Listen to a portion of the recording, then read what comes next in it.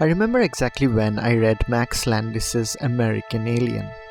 Having just come out of high school, it was a period during which I found a certain disillusionment surrounding Superman, and out of all the characters that occupy our pop culture pantheon, it does seem quite strange that Superman seems to have fallen so out of sync with us.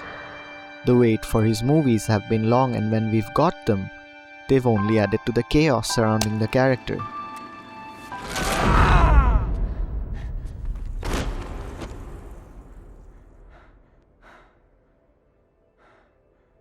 It seems that for a long time Superman hasn't been defined well enough, and I mean that for Clark Kent, the person, in today's modernizing world.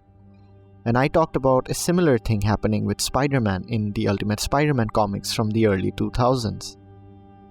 The most rounded version of the character, at least in mainstream media, was back in 1978 with the Richard Donner films. Meanwhile, Superman Returns and Smallville did the same thing from 2000 to 2010. But it did pull from the old movies as a reference point. But that was a different time, and though he captured the popular imagination back then, he's had a difficult time with doing that recently. The movies today seem to be heading into headier, more viscous themes which require really deft execution. And he's getting a new TV show by the look of things, but this is a different storyline. Then there's the multiple reboots within the comics, and all of these problems have left Superman, the man who started it all, in a rather precarious position. We don't know who Superman is and what he means to us anymore, and these statements are really important, I think, because these questions aren't just questions we ask of Superman. In American Alien, these are questions Clark Kent asks of himself. There's so much to talk about Landis's work because, au contraire to what the title suggests, it is a masterful exploration of Clark Kent's absolute humanity. His personality, his insecurities, doubts, fear of failing, his first love, finding rebound love, teenage recklessness, establishing a career, questions of altruism, feeling perennially isolated and unheard, and on top of all that, discovering who he is and what he could be. These are the struggles of regular people, questions we have of our place among 7 billion others, and these are what Clark has to contend with for the first time. And in this video I wanted to take a look at one of the overlooked aspects of Clark's beginnings as seen through Max Landis's work, which is his relationship with his past and how little he knows of it. What American Alien tries to do, and it does it so well, is to let Clark find his own way in a confusing world. I want to see the stars from a dozen countries, Clark says in the third chapter while spending a night atop a cruiser owned by Bruce Wayne. I want to talk to people who really make a difference. I want to see the big picture. This obsession, this gradual drive with moving higher up in the world, is married with Clark's inability to take decisive control over his life. His friend Pete Ross even accuses him multiple times of being quite short-sighted, which can be seen time and again when he stumbles onto things prematurely, with no good reason driving his actions. Why be Superman? Why do any good deeds at all? Because he wants to be the ultimate good Samaritan? As Lois Lane throws this conjecture at Clark in a diner booth. And Clark, with all his optimistic naivety, really has no better reason than that. Written into folklore is the idea that Kal-El, the baby boy from Krypton, is destined for greatness when he arrives on Earth. But American Alien does away with that in a simple act of faith, that no, even if Clark is meant for greatness, doesn't mean he should know that right from the start. Because we don't know that in our lives. So Clark bumbles and stumbles along just like we do, with as much direction as screaming at an indifferent universe for answers that never come. Clark's struggles stem from this lack of identity. His alien heritage leaves him feeling alienated among other kids as a child, and as he grows older, his confusion only grows as he pretends to be a human with real human ambitions. Which side of the line is he on? Who is he pretending to be? Oh, but we all pretend to exist, Barbara tells him atop the same cruiser.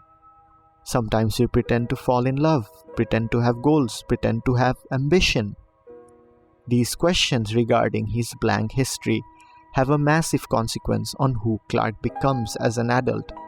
He even admits in a moment of shameful resignation that he painted the S on his chest because he hoped against hope that somewhere out there his real parents would see it and find him. The thing is though, we all understand Clark's pursuit for answers at some level. When I left school, these questions of identity were the reason why I immersed myself in books. What could the likes of Dostoevsky, Ishiguro, Murakami, Orwell, the works of Alan Moore, and the future visions of Asimov and Arthur C. Clarke tell me not only about the world, but about myself?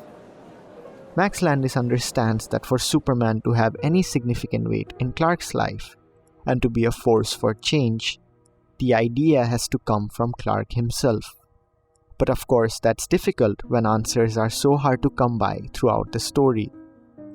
And that's what American Alien is interested in ultimately, in the ordinary missteps of Clark Kent throughout his life.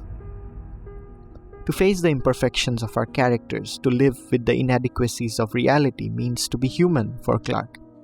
And even though he's an alien among 7 billion other aliens. These recurring themes of alienation and feeling like he doesn't fit in also makes every moment feel tender.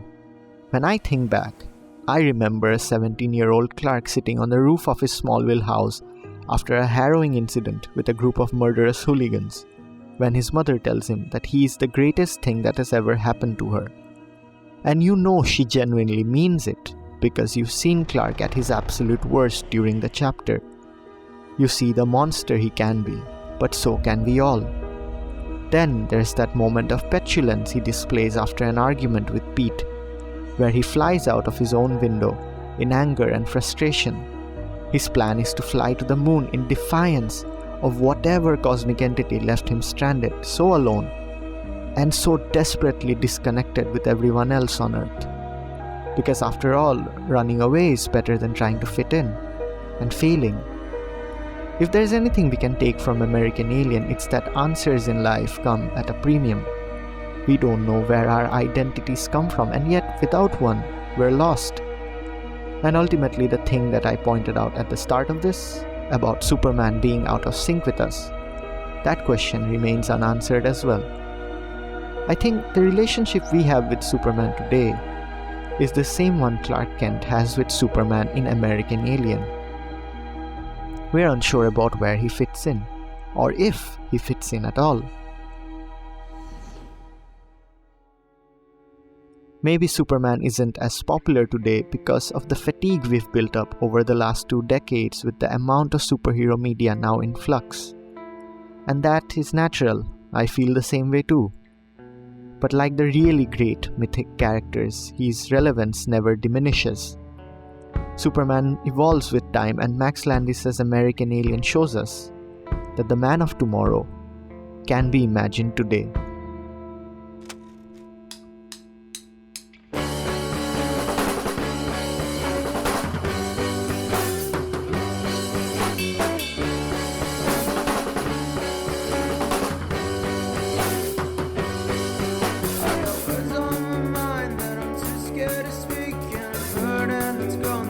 Couple